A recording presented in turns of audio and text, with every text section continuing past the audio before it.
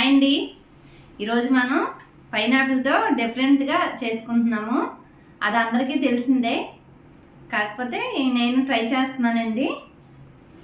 ఇదిగోండి పైనాపిల్ ఉన్నాయి కదా, ఇవి ఇలా పెంచి తీసుకొని ఇలా రౌండ్గా చక్రాల్లో కోసుకోవాలి.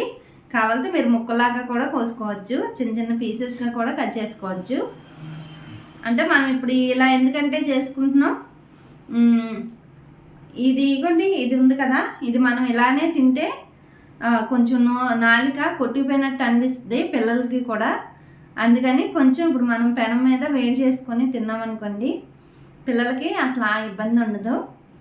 ఇది గరుగ్గా ఉంటుంది కాబట్టి నాలుగు కొట్టుకుపోయి తర్వాత భోజనం కానీ ఏమైనా తిన్నప్పుడు ఇబ్బంది పడతారు.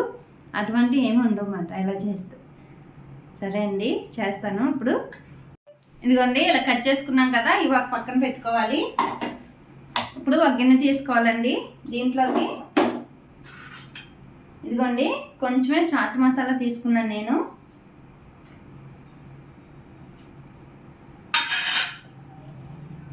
ఇదిగోండి ఒక 1/2 టీ స్పూను కారం. ఎక్కువ వద్దండి, ఎందుకంటే పిల్లలు తినలేరు కదా, అందుకు. ఇదిగోండి ఒక 1/2 టీ స్పూన్ కారం.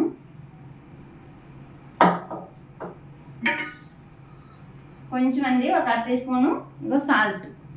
నేను అది చేతితో వేస్తున్నాను.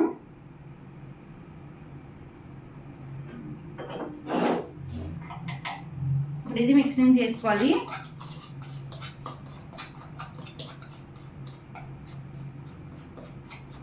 ఇదిగోండి ఇది ఇలా మిక్సింగ్ చేసుకొని పక్కన పెట్టుకోవాలి.